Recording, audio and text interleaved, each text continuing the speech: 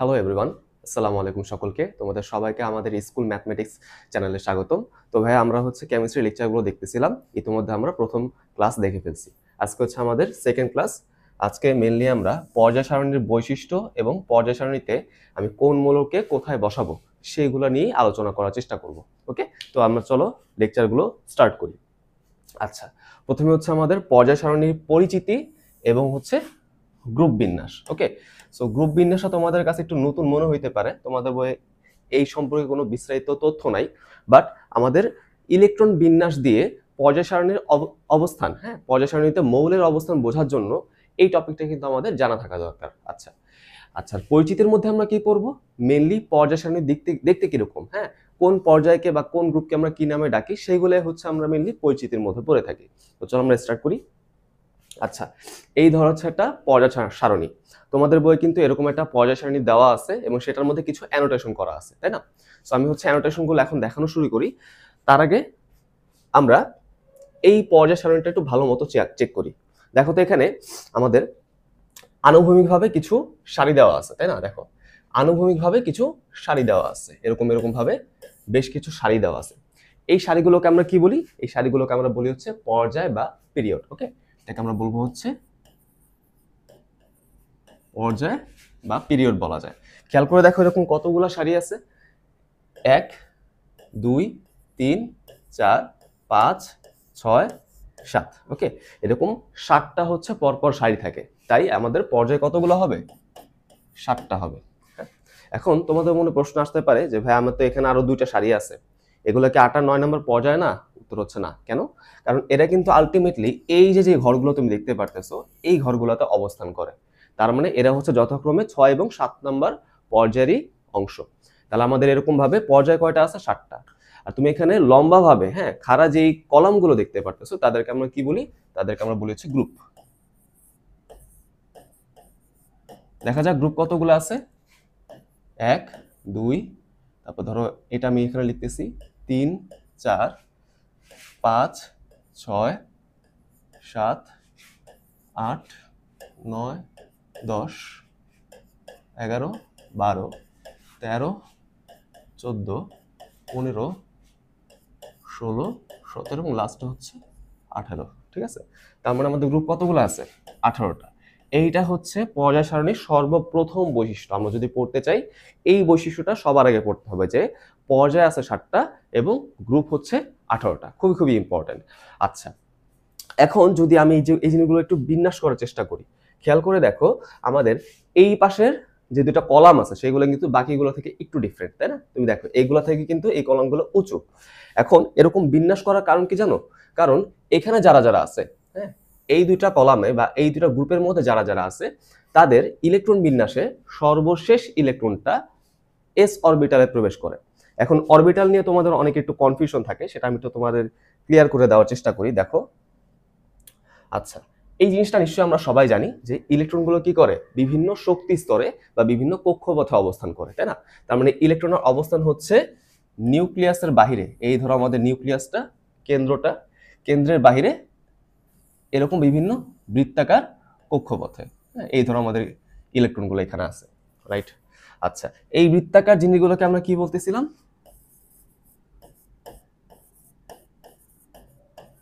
শক্তি স্তর বা কক্ষপথ। ঠিক আছে, শক্তি স্তর বা কক্ষপথ, এটাকে আমরা কিন্তু অরবিট বলতে পারি। হ্যাঁ, অরবিট বলা সম্ভব। ওকে, আচ্ছা, এখন এই কক্ষপথের মধ্যে কিন্তু ইলেকট্রন সব জায়গায় সমানভাবে থাকে না। যেসব জায়গায় ইলেকট্রন বেশি থাকে তাদেরকে আমরা কি বলতে পারি? তাদেরকে আমরা বলতে পারি উপশক্তি স্তর। ঠিক আছে, উপশক্তি স্তর। এখন আমরা কিন্তু বেশ কিছু উপশক্তি স্তরের নাম অলরেডি জানি। কিরকম? উপশক্তি স্তর হইতে পারে এস, হইতে পারে পি, হইতে পারে ডি, হইতে পারে এফ, তাই না? S P D F. আচ্ছা, তোমরা কি আমাকে বলতে পারবা যে এখানে এস বলতে আসলে কি বোঝায়, পি বলতে কি বোঝায়? সিরিয়ালটা এরকম কেন হইলো? কারণ এস একটা নামের শর্ট ফর্ম, একটা নামের প্রথম অক্ষরটা। পি এরকম ভাবে একটা নামের প্রথম অক্ষর। তো তোমাদের কাছে আমার প্রশ্ন, তোমরা আমাকে কমেন্টে বলবা যে এস বলতে আসলে কি বোঝায়, কোন নামের প্রথম অক্ষর? হ্যাঁ, পি বলতে কি বোঝায়? এগুলো তোমাদের কৌতূহলের জন্য, হ্যাঁ, তোমাদের জানার জন্য। আচ্ছা, তো গেল। এই হচ্ছে বিভিন্ন উপশক্তি স্তর। এখন উপশক্তি স্তরের মধ্যে যেই জায়গায় ইলেকট্রন থাকার সম্ভাবনা সবচেয়ে বেশি, হ্যাঁ, প্রায় 90 থেকে 95%, সবচেয়ে বেশি যেখানে ইলেকট্রন থাকতে পারে সেই জায়গাগুলোকে আমরা বলি হচ্ছে উপস্তর। উপস্তর বা এটাকে আমরা অরবিটাল বলতে পারি।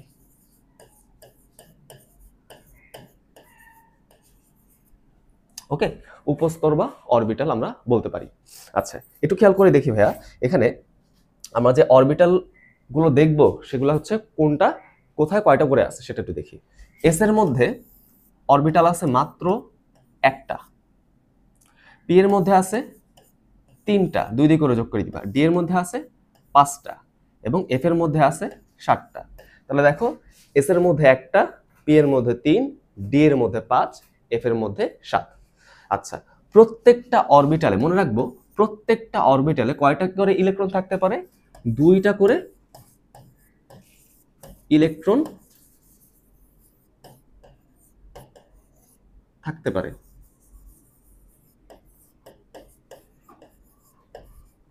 ওকে, মাত্র 2টা করে ইলেকট্রন থাকতে পারবে প্রত্যেকটা অরবিটালে। এখন তোমাদের অনেকের প্রশ্ন আছে যে কেন এখানে 2টাই ইলেকট্রন থাকতে পারে, তাই না? মানে সর্বোচ্চ 2টা কেন ইলেকট্রন থাকতে পারে, কেন 3টা হইতে পারে না, হ্যাঁ, কেন 4টা হইতে পারে না? এটা তোমরা যখন বড় হবা তখন জানতে পারবে। একটা নীতি আছে যেটাকে আমরা হুন্ডের নীতি বলি, সেই হুন্ডের নীতি এখানে অ্যাপ্লিকেবল হয়। আমি এত পড়াশোনাটাকে জটিল করতেছি না। আচ্ছা, তাহলে একটু খেয়াল করে দেখি ভাইয়া, এখানে যদি এই সংখ্যক ইলেকট্রন থাকে, হ্যাঁ, যদি আমাদের এরকম 2টা করে ইলেকট্রন থাকে, তাহলে আমাকে বলো তো এস এর যে কয়টা অরবিটাল আছে সেই কয়টা অরবিটালের মধ্যে মোট কতগুলো ইলেকট্রন থাকবে? একটা অরবিটালে 2টা করে মোট 2টা ইলেকট্রন থাকতে পারবে, তাই না? 3টা অরবিটালে 2টা করে মোট 6টা ইলেকট্রন থাকতে পারে। একই রকম ভাবে ডিতে থাকবে 10টা এবং এফ এ থাকবে হচ্ছে 14টা। একটু কি আমরা বুঝতে পারছি কিনা? আশা করি আমরা বুঝতে পারছি। তাহলে এস এর মধ্যে সর্বমোট 2টা ইলেকট্রন থাকতে পারে, পি এর মধ্যে 6টা, ডি এর মধ্যে 10টা আর এফ এর মধ্যে 14টা। এগুলা কিন্তু জানা খুবই ইম্পর্টেন্ট, অনেক বেশি ইম্পর্টেন্ট, হ্যাঁ। তো আশা করি ভাইয়া এই জিনিসগুলো তোমরা বুঝতে পারছো।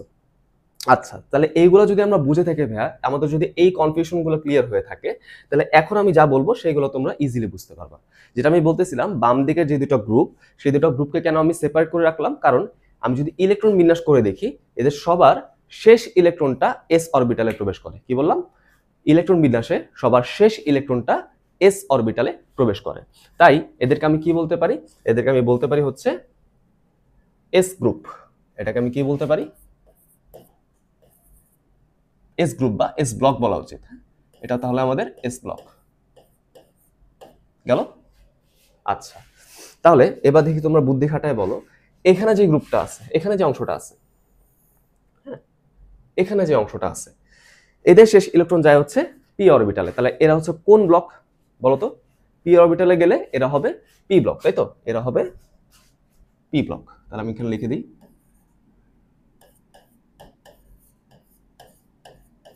এটা হচ্ছে পি ব্লক। ওকে, আচ্ছা, তোমাদের মনে একটা প্রশ্ন আসতেই পারে যে ভাই, আমি যে এখানে এই যে জিনিসটা, এই যে হিলিয়াম, এটাকে আমি যে আলাদা করে রাখলাম, এর কি কোনো কারণ আছে? উত্তর হচ্ছে হ্যাঁ, এটা আমরা পরে এক্সপ্লেন করব। হিলিয়াম মনে হইতে পারে পি ব্লকের মধ্যে অন্তর্ভুক্ত, বাট আমরা যদি ইলেকট্রন বিন্যাস করি, 2টা ইলেকট্রন 1s2 এস এর মধ্যে গেল না, সো হিলিয়াম হিলিয়াম কিন্তু এইখানে থাকে। বুঝতে পারছো?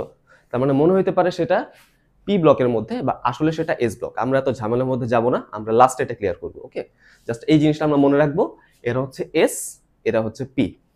আচ্ছা, এবার আসো মাঝে যারা আছে, এই দেখো মাঝে যারা আছে, এদের শেষ ইলেকট্রন কোথায় যায় জানো? এদের শেষ ইলেকট্রন যায় হচ্ছে ডি অরবিটালে। তারা এরা কি হবে?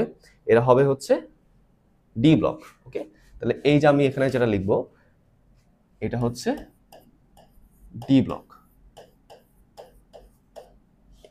এবং লাস্টে আমরা যেই আলাদা করে 2টা সারি দেখতে পারতেছি, এরা কিন্তু যথাক্রমে 6 এবং 7 অংশ, হ্যাঁ, 6 নম্বর পর্যায়ে এবং 7 নম্বর পর্যায়ের অংশ। এখন বিষয় হচ্ছে এগুলোকে কেন আমি আলাদা করে দেখাইলাম? কারণ এখানে যে তুমি 15টা করে মৌল দেখতে পারতেছো, হ্যাঁ, এখানে 15টা, তারপর ধরো এইখানে 15টা, এই 15টা করে মৌল কিন্তু জাস্ট একটা ঘরের মধ্যেই বসে থাকে। তার মানে খেয়াল করে দেখো, ষষ্ঠ পর্যায়ে, হ্যাঁ দেখো, ষষ্ঠ পর্যায়ের তৃতীয় গ্রুপে মোট কতগুলো মৌল আছে? ল্যান্থানাম থেকে লুটেশিয়াম পর্যন্ত মোট 15টা মৌল আছে। সপ্তম পর্যায়ে তৃতীয় গ্রুপে অ্যাক্টিনিয়াম থেকে লরেনসিয়াম পর্যন্ত মোট 15টা মৌল আছে। ঠিক আছে, তাহলে এখানে 15টা, এখানে 15টা। ক্লিয়ার? আচ্ছা, তো এইখানে এই যে আমি সেপারেট করে পরমাণুগুলোকে লিখলাম, মৌলগুলোকে লিখলাম, এদের বেশিরভাগের ইলেকট্রন কোথায় যায় জানো? এদের বেশিরভাগেরই ইলেকট্রন যায় হচ্ছে এফ অরবিটালে। মানে শেষ ইলেকট্রনটা বেশিরভাগই যায় কোথায়? এফ অরবিটালে। তাই এদেরকে আমরা কি বলতে পারি? এদেরকে আমরা বলতে পারি হচ্ছে এফ ব্লক।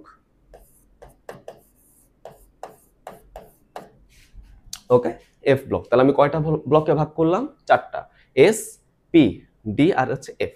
এখানে আরো কিছু কঠিন কথা আছে, যেমন ধরো আমি যদি তোমাকে সংক্ষেপে বলি, এখানে তুমি এই বক্সের মধ্যে যাদেরকে দেখতে পারতেছো সবাই কিন্তু এফ ব্লক না। এখানে তুমি ল্যান্থানাম, অ্যাক্টিনিয়াম আর হচ্ছে থোরিয়াম, এই 3টাকে বাদ দিবা, কারণ এদের শেষ ইলেকট্রন হচ্ছে ডিতে যায়। আমি এত ঝামেলা করতেছি না, জাস্ট তোমাকে একটা ওভারভিউ দিচ্ছি। ঠিক আছে, তোমাদের বইয়ে এত বিস্তারিত আলোচনা নাই, বাট তোমাদের এই জিনিসগুলো জানা থাকা দরকার। ওকে, তাহলে এই হচ্ছে আমাদের 4টা ব্লকের জিনিসপত্র। ওকে, তাহলে আশা করি ভাইয়া এই জিনিসগুলো তোমরা বুঝতে পারছো। আচ্ছা, আমি যদি এখন মৌলগুলোর সংখ্যা দেখাইতে চাই, দেখো এখানে হয়তো আমি লিখে রাখছি, এখানে দেখো আমি লিখে রাখছি ইনফরমেশনগুলো, যে দেখো পর্যায় কতগুলো আছে? 7টা, আমরা অলরেডি দেখছি। গ্রুপ কতগুলো আছে? 18টা, তাই না? আচ্ছা, বিভিন্ন ব্লকে মৌলের সংখ্যা এগুলো তোমরা একটু জেনে রাখতে পারো। এস ব্লকে আছে হচ্ছে 14টা মৌল হিলিয়াম সহ, তাই তো? পি ব্লকে আছে 36টা মৌল, ডি ব্লকে আছে 41টা এবং এফ এ আছে 27টা। তুমি যদি যোগ করে দাও কত পাবা? 118 পাবা। ঠিক আছে, 118 পাবা। তাহলে এইগুলো তুমি যদি পড়ে রাখো তাহলে বেটার হয়। ঠিক আছে, এগুলো আসার সম্ভাবনা কম, যেগুলো আসার সম্ভাবনা বেশি সেগুলো আমি বলতেছি তোমাকে। ওকে, যেগুলো আসার সম্ভাবনা বেশি সেগুলো আমি তোমাকে বলে দিচ্ছি। আচ্ছা, এখানে মেনলি কোনগুলো বেশি আসে জানো? কোন পর্যায়ে কতগুলো করে মৌল আছে, কোন পর্যায়ে কতগুলো করে মৌল আছে সেটা কিন্তু পরীক্ষায় বেশি আসে বা আসার মতো প্রশ্ন। সেগুলোটা দেখি। আমাদের এখানে আমরা লিখবো হচ্ছে পর্যায় সংখ্যা, আর তাদের মধ্যে হচ্ছে মৌল সংখ্যা, সেগুলো আমরা দেখব।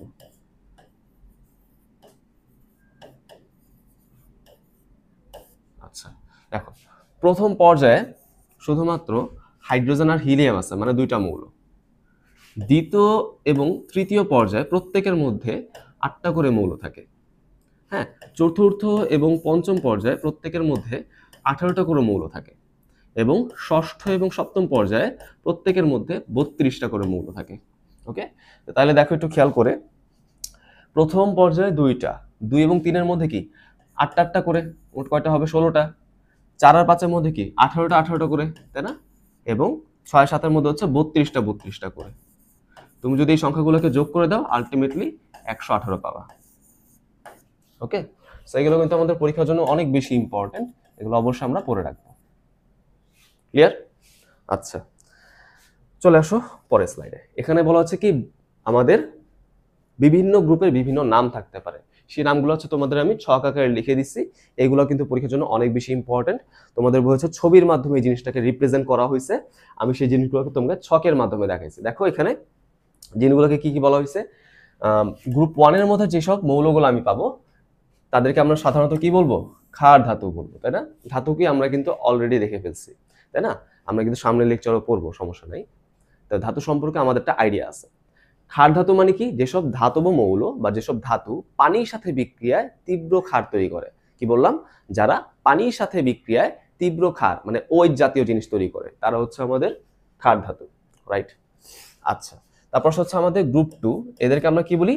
মৃৎ ক্ষার ধাতু বলি। মৃৎ মানে মাটি, অর্থাৎ যেসব ক্ষার ধাতুকে আমরা মাটি থেকে পাই তারা হচ্ছে মৃৎ ক্ষার ধাতু। যেমন ধরো ক্যালসিয়াম, এটা কিন্তু একটা মৃৎ ক্ষার ধাতু। ওকে, আচ্ছা, এটা কোথায় থাকবে? গ্রুপ 2, ভেরি ভেরি ইম্পর্টেন্ট, অনেক বেশি ইম্পর্টেন্ট। আচ্ছা দেখো গ্রুপ 15, এদেরকে আমরা কি বলি? নিক্টোজেন। নিক্টোজেন মানে হচ্ছে যারা শ্বাসরোধ করে। হ্যাঁ, যারা হচ্ছে শ্বাসরোধ করে।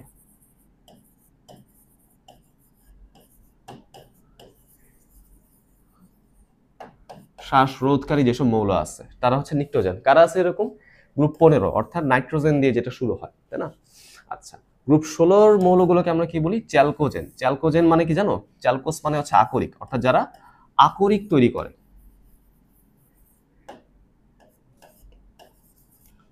যারা হচ্ছে আকরিক তৈরি করে। এখন তোমরা কি আমাকে বলতে পারবা আকরিক বলতে কি বোঝায়? তোমাদের কি কোনো আইডিয়া আছে? দেখো, আকরিক মানে হচ্ছে এমন সব বস্তু যেখান থেকে লাভজনক উপায়ে ধাতু নিষ্কাশন করা যায়। যেমন লেড সালফাইড, গ্যালেনা যেটাকে আমরা বলি, এই গ্যালেনা থেকে লাভজনক উপায়ে আমরা লেড ধাতুকে নিষ্কাশন করে আনতে পারি। তারপর সিন্নাবার মার্কিউরিক সালফাইড, সেখান থেকে আমরা মার্কারিকে লাভজনক উপায়ে নিষ্কাশন করে আনতে পারি। বুঝতে পারছি? তো আমি জাস্ট তোমাকে আকরিক বলতে কি বোঝায় সেটা একটু বললাম। আচ্ছা, এরপর হচ্ছে গ্রুপ 17, খুব সুন্দর করে এটা ডিনোট করা হয়েছে আমাদের বইয়ের মধ্যে। সেটাকে আমরা কি বলি? হ্যালোজেন। ঠিক আছে, হ্যালোস মানে হচ্ছে সামুদ্রিক লবণ। ওকে, তাহলে হ্যালোজেন কথাটা মানে কি আসবে? যারা হচ্ছে সামুদ্রিক লবণ তৈরি করে, যারা হচ্ছে সামুদ্রিক লবণ তৈরি করে, তারাই হচ্ছে আমাদের হ্যালোজেন। কোথায় আছে এটা? গ্রুপ 17তে আছে, তাই না? আচ্ছা, এরপর হচ্ছে আমাদের গ্রুপ 18, সর্বশেষ গ্রুপটা। এটাকে আমরা কি বলি? নিষ্ক্রিয় গ্যাস। নাম থেকে বুঝতেই পারতেছি এরা গ্যাসীয় হবে এবং নিষ্ক্রিয় প্রকৃতির হবে, সহজে এরা বিক্রিয়া করতে চাইবে না। হ্যাঁ, মনে রাখবো যাদের বাইরে 8টা করে ইলেকট্রন থাকে তারা সহজে বিক্রিয়া করতে চায় না। হ্যাঁ, আচ্ছা, তারপর দেখো ল্যান্থানাইড সারি। ল্যান্থানাইড সারি মানে কি? ল্যান্থানাম থেকে লুটেশিয়াম পর্যন্ত যে 15টা মৌল আছে তাদেরকে একসাথে আমরা ল্যান্থানাইড সারি বলি। এই ল্যান্থানাইড সারিকে আমরা কি বলি? বিরল মৃত্তিকা মৌল, তাই না? বিরল মানে রেয়ার, খুব কম পাওয়া যায়। মৃত্তিকা মানে মাটি, অর্থাৎ যেসব ধাতুকে আমরা খুব কম পরিমাণে মাটিতে পাবো, হ্যাঁ, তারাই হচ্ছে আমাদের বিরল মৃত্তিকা মৌল। আচ্ছা, আর লাস্টে দেখো কি বলা হয়েছে? অধিকাংশ ডি ব্লক মৌলকে আমরা অবস্থান্তর মৌল বা অবস্থান্তর ধাতু বলি। হ্যাঁ, ট্রানজিশনাল মেটাল, ট্রানজিশনাল মেটাল বা অবস্থান্তর মৌল বা অবস্থান্তর ধাতু বলা যায়। আচ্ছা, এখন দেখো তোমাদের বইয়ে যেভাবে ডিনোট করা হয়েছে, বলা দেখে মনে হয় যে এখানে যারা যারা আছে, হ্যাঁ, এখানে যারা যারা আছে ডি ব্লকের মতো যারা যারা আছে সবাই মনে হয় অবস্থান্তর। বিষয়টা কিন্তু সেরকম না। হ্যাঁ, বিষয়টা কিন্তু সেরকম না, বরঞ্চ অবস্থান্তর বলতে একটা নতুন থিওরি আমাদের চলে আসে। বাট সেটা আমাদের সিলেবাসে নাই, তা আমি সেটাও বললাম না। জাস্ট মনে রাখবো যে সকল অবস্থান্তর মৌলই হচ্ছে ডি ব্লকের মধ্যে অন্তর্ভুক্ত হবে, বাট সকল ডি ব্লক মৌল কিন্তু অবস্থান্তর না। তাহলে এরকম কে আছে আমি তোমাকে একটু বলি যে এরকম কে আছে যে ডি ব্লক বাট অবস্থান্তর না। এরকম দুইটা আছে, একটা হচ্ছে স্ক্যান্ডিয়াম আর একটা হচ্ছে জিঙ্ক। এরা ডি ব্লক হওয়া সত্ত্বেও কিন্তু অবস্থান্তর হবে না। জাস্ট একটু মনে রাখবা, এমসিকিউর জন্য ইম্পর্টেন্ট, এই দুটাই মনে রাখবা, স্ক্যান্ডিয়াম আর হচ্ছে জিঙ্ক। ক্লিয়ার? আচ্ছা, তাহলে আশা করি ভাই জিনিসগুলো তোমরা বুঝতে পারছো। আচ্ছা, এইবার আসলে হচ্ছে আমরা কিন্তু এই জিনিসগুলো দেখতে পারলাম, তাই না? এখন আমাদের তো এমসিকিউ প্রশ্ন আছে। এমসিকিউতে একটা জিনিস কমনলি বলতেই পারে, 4টা মৌলের অপশন দিয়ে তোমাকে বলতে পারে যে নিচের কোনটি ক্ষার ধাতু, নিচের কোনটি মৃৎ ক্ষার ধাতু, বলতেই পারে। তো এই জন্য আমাদের বইয়ের মধ্যে যে কয়টা আলোচনা আছে সেগুলো আমাদের অবশ্যই মুখস্থ রাখতে হবে, অবশ্যই অবশ্যই মুখস্থ রাখতে হবে। যেমন ধরো ক্ষার ধাতু, মৃৎ ক্ষার ধাতু, হ্যালোজেন আর নিষ্ক্রিয় গ্যাস, এগুলো কিন্তু আমাদের বইয়ের মধ্যে আলোচনা করা হয়েছে। হ্যাঁ, তো এগুলো আমাদের অবশ্যই মনে রাখতে হবে। তো আমি যাই হোক, আমি হচ্ছে এইগুলো দেখাই দিচ্ছি তোমাদের 1 থেকে 18, এই কয়েকটা আমি তোমাদের দেখাই দিচ্ছি, বাকিগুলো লাগবে না, জাস্ট তুমি জেনে রাখবা কোনটা দিকে কি বোঝায়। আচ্ছা, প্রথমে আসা হচ্ছে গ্রুপ 1। প্রথমে আসা হচ্ছে আমাদের গ্রুপ 1। গ্রুপ 1, আচ্ছা, এখন এটাকে আমি কিভাবে মনে রাখতে পারি? গ্রুপ 1 এর শুরুতে কি হয়? হাইড্রোজেন থাকে, তাই না? হাইড্রোজেন কিন্তু একটা ব্যতিক্রম, এটা অধাতু হওয়া সত্ত্বেও কিন্তু ক্ষার ধাতু গ্রুপে আছে, তাই না? এখন কেন আছে? কারণ ইলেকট্রন বিন্যাস, এটা আমরা দেখবো, সমস্যা নেই। তাহলে শুরুতে কি আছে? Hydrogen, right? এটা আমরা এইভাবে মনে রাখতে পারি। এবার ছন্দটা কি? ছন্দটা আমি তোমাদের পরের পেজে লিখে দিচ্ছি, দেখো। ছন্দটা হচ্ছে এরকম। তাহলে আমি যদি গ্রুপ 1 এর মৌলগুলোকে মনে রাখতে চাই, ছন্দটা হবে এরকম যে হাইলিনা, হাইলিনা, আচ্ছা একটু হাইলিনা,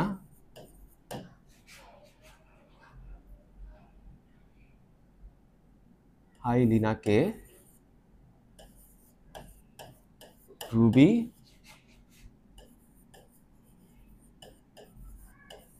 সাজাবে ফ্রান্সে। ওকে, হাই, আমি তোমাকে হাই দিলাম, হ্যাঁ, হাই লিনাকে রুবি সাজাবে ফ্রান্সে, এভাবে আমরা মনে রাখতে পারি। তাহলে একটু খেয়াল করে দেখি এখানে কোনটা দিয়ে কি বোঝায়। একটু খেয়াল করি আমরা। প্রথমে হচ্ছে আমাদের হাই দিয়ে হচ্ছে হাইড্রোজেন, তাই না? রাইট। তারপর হচ্ছে লি দিয়ে হচ্ছে লিথিয়াম, না দিয়ে হচ্ছে সোডিয়াম, নাট্রিয়াম আর কি, Na। হ্যাঁ, কে দিয়ে হচ্ছে পটাশিয়াম, ক্যালিয়াম দিয়ে পটাশিয়াম, তাই না? আচ্ছা, রুবি দিয়ে হচ্ছে আমাদের রুবিডিয়াম, সাজাবে দিয়ে সিজিয়াম, আর ফ্রান্সে দিয়ে হচ্ছে ফ্রান্সিয়াম। এই দেখো আমাদের গ্রুপ 1 এর 7টা মৌল হয়ে গেছে। এর মধ্যে হাইড্রোজেনটা হচ্ছে একটা এক্সেপশন। কিভাবে? হাইড্রোজেন হচ্ছে একটা অধাতু। হ্যাঁ, হাইড্রোজেন একটা অধাতু, রাইট। আর বাকি যে 6টা আমি দেখতেছি, এদেরকে আমরা বলতেছি হচ্ছে ক্ষার ধাতু।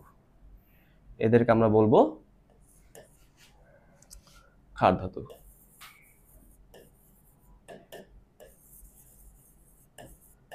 রাইট, বিষয়টা বুঝতে পারলাম। আচ্ছা, এই প্রশ্ন হচ্ছে গ্রুপ 2। গ্রুপ 2 এর মধ্যে যেসব মৌল আছে তাদেরকে আমি কিভাবে দেখতে পারি? দেখো, তার জন্য ছন্দ আমি এখানে লিখে দিচ্ছি। বিরিয়ানি, মোগলাই, কাবাব।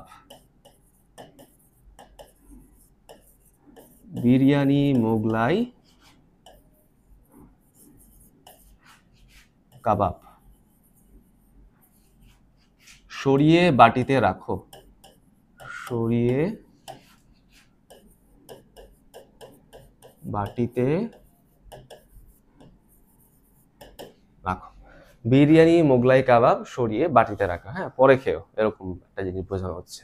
তাহলে কিভাবে আমরা ছন্দটাকে অ্যাপ্লাই করতে পারি? এখানে দেখো, এখানে দেখো হাইড্রোজেনের গ্রুপে কিন্তু ওই পাশে গ্রুপ 18তে হিলিয়াম ছাড়া কেউ নাই। তার মানে শুরু করবো তুমি দ্বিতীয় পর্যায় থেকে, ঠিক আছে? তাহলে এই যে আমাদের বিরিয়ানি, মোগলাই, কাবাব সরিয়ে বাটিতে রাখো। হ্যাঁ, রাইট, বিষয়টা কি বুঝতে পারছি?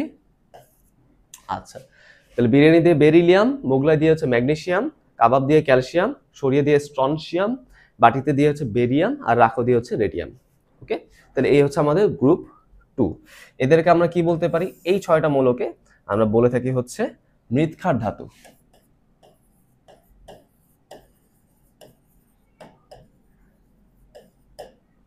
ওকে, মৃৎক্ষার ধাতু।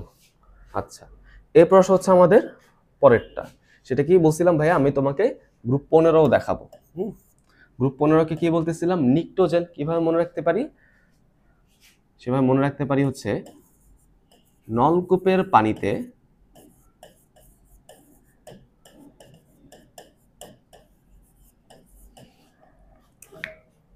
আর্সেনিক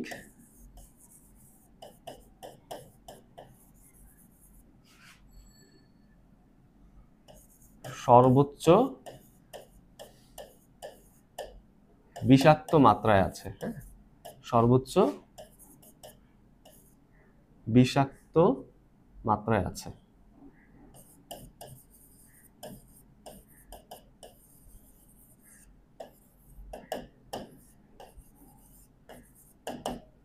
তাহলে কি বললাম? নলকূপের পানিতে আর্সেনিক সর্বোচ্চ বিষাক্ত মাত্রায় আছে। এটা তোমাকে একটু মনে রাখতে হবে। ওকে, আচ্ছা, এটা প্রয়োগটা কিরকম হয় একটু দেখি। দেখো, নলকূপ দিয়ে হচ্ছে নাইট্রোজেন। তাহলে এটা আমি লিখে দিই এখানে। দেখো, এটা হচ্ছে আমাদের গ্রুপ 15। হ্যাঁ, আচ্ছা, তাহলে এখানে অবশ্যই প্রথম হচ্ছে আমাদের নলকূপ দিয়ে নাইট্রোজেন, পানিতে হচ্ছে ফসফরাস, আর্সেনিক তো আর্সেনিকই, সর্বোচ্চ দিয়ে হচ্ছে আমাদের স্টিবিয়াম। হ্যাঁ, সর্বোচ্চ বিষাক্ত মানে বিসমাথ, আর মাত্রা দিয়ে হচ্ছে মস্কোভিয়াম। রাইট, তাহলে দেখো, নাইট্রোজেন, নলকূপের পানিতে আর্সেনিক সর্বোচ্চ বিষাক্ত মাত্রায় আছে। ওকে, সো এই যে মৌলগুলো, এদেরকে আমরা কি বলতেছিলাম বলতো? এদেরকে আমরা বলতেছিলাম হচ্ছে নিকটোজেন।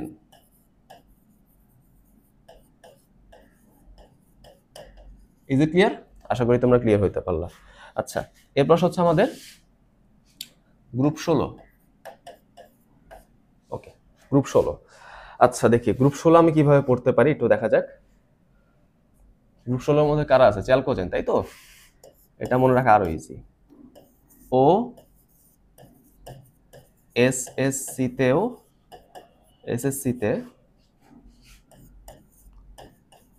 পড়েও লাভ নাই। হ্যাঁ, ও হচ্ছে এসএসসিতে পড়েও লাভ নাই, এরকম বিষয়টা। তাহলে এটা আমরা কিভাবে মনে রাখতে পারি, দেখা যাক। এটা আমরা এভাবে মনে রাখতে পারবো, ও দিয়ে হচ্ছে অক্সিজেন, এস এসসি, আমরা এসই দিয়ে মনে রাখতে পারি, এসসি এসই এভাবে।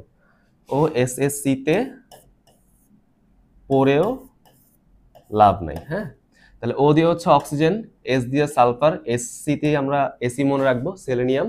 তে দিয়ে হচ্ছে টিই, টেলুরিয়াম। হ্যাঁ, পরে দিয়ে হচ্ছে পিও, পোলোনিয়াম। আর লাভ নাই দিয়ে হচ্ছে LB, livermorium. Okay, livermorium. Is it clear? আচ্ছা, তো আশা করি ভাই এটা তোমরা বুঝতে পারলা। আচ্ছা, এরপর আসা হচ্ছে আমরা পরেরটায় যাই। হ্যাঁ, এরপর কি আমাদের গ্রুপ 17, তাই না? গ্রুপ 17 মানে হ্যালোজেন। হ্যালোজেন কিভাবে মনে রাখতে পারি, দেখো এটা আমরা এইভাবে মনে রাখতে পারি যে ফ্লোরা, একটা মেয়ের নাম ধরো, ফ্লোরা চলো ভ্রমর আইলো এটিএন বাংলায়। হ্যাঁ, ভ্রমর আইলো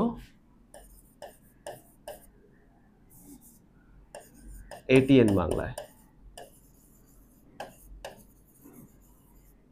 ওকে, ফ্লোরা চলো ভ্রমর আইলো এটিএন বাংলায়, এ হচ্ছে আমাদের বিষয়টা। তাহলে এটা আমরা কিভাবে প্রয়োগ করতে পারি একটু দেখার চেষ্টা করি। এটা হচ্ছে আমাদের সেই গ্রুপ 17, তাই তো? আচ্ছা, তো গ্রুপ 17 এর মধ্যে আমরা কি পড়বো, ফ্লোরা। ফ্লোরা দিয়ে হচ্ছে আমাদের ফ্লোরিন, তাই তো?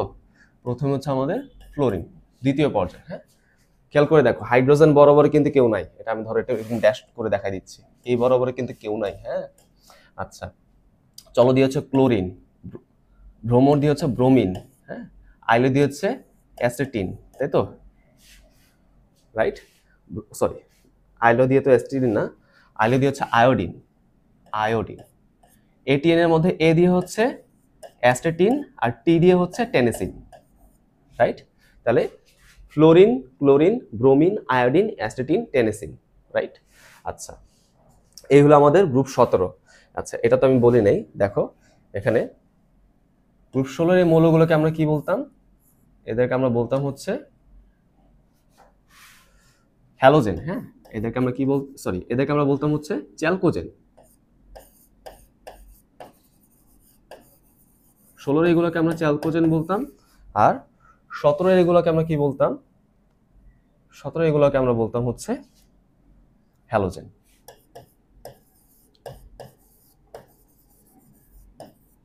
মনে থাকবে আশা করি। আচ্ছা, এরপর হচ্ছে আমাদের পরেরটা 18 নাম্বারটা, খুবই খুবই ইম্পর্টেন্ট পরীক্ষার জন্য, সেটা হচ্ছে নিষ্ক্রিয় গ্যাস। ওকে, এটা তুমি কিভাবে মনে রাখতে পারো, হেনা আর করিমের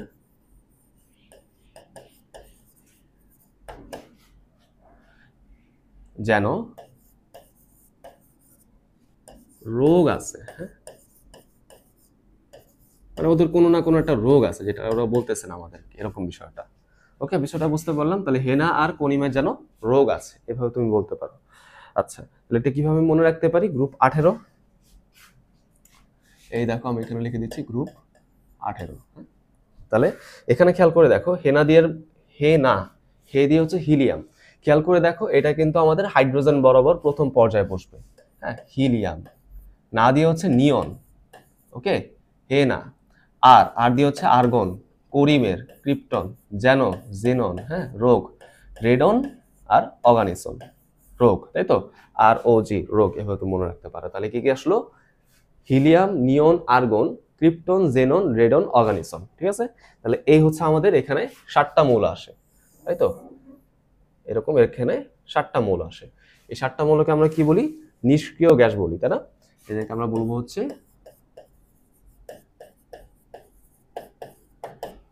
নিষ্ক্রিয় গ্যাস। ওকে, তাহলে বুঝতে পারলাম আশা করি ভাইয়া। আমি তোমাকে ছন্দ দিয়ে দিয়ে বলছি, তোমার যদি ছন্দ দিয়ে পড়তে ইজিয়ার হয় পড়বা, আর যদি এমনি তুমি মনে রাখতে পারো রাখো, কোনো সমস্যা নেই। বাট আমাদের অবশ্যই কিন্তু এই জিনিসগুলো আয়ত্ত করতে হবে, এমসিকিউর জন্য খুবই ইম্পর্টেন্ট। ওকে, তাহলে আশা করি ভাইয়া তোমরা এগুলা বুঝতে পারলা। আচ্ছা, এইবার আসো হচ্ছে পরের টপিক, সেটা হচ্ছে পর্যায় সারণীতে তুমি কিভাবে মৌলের অবস্থানটা নির্ণয় করতে পারবা। অবশ্যই এটা কি দিয়ে বের করবো আমরা, আমরা হচ্ছে ইলেকট্রন বিন্যাস দিয়ে বের করব। হ্যাঁ, ইলেকট্রন বিন্যাস। এখন বাস্তব কথা কি জানো, ইলেকট্রন বিন্যাস হচ্ছে অন্য চ্যাপ্টারের পড়া, বাট ওইটা যদি না পারি তাহলে কিন্তু এইটা আমরা পারবো না। তাই আমি এখানে ইলেকট্রন বিন্যাসের বেসিকটা তোমাদের সাথে ডিসকাস করব। আচ্ছা, এখন ইলেকট্রন বিন্যাসের বেসিকটা কি? প্রথমে জানতে হবে আমাদের অরবিটাল সম্পর্কে, জেনে ফেলছি। কোন অরবিটালে কতগুলা ইলেকট্রন যাইতে পারে সেটা আমরা জেনে ফেলছি, তাই না? এবং কোথায় কতগুলো করে অরবিটাল আছে সেটা তো আমরা অলরেডি জেনে ফেলছি। এস এর মধ্যে একটা, পি এর মধ্যে তিনটা, রাইট? ডি এর মধ্যে পাঁচটা, এফ এর মধ্যে 7টা, এগুলো কিন্তু আমরা সবই জানছি। এরপর আমাদের আরেকটা নীতি সম্পর্কে জানতে হবে, সেটা হচ্ছে আউফবাউ নীতি। ওকে, এটা কি হবে? আউফবাউ নীতি,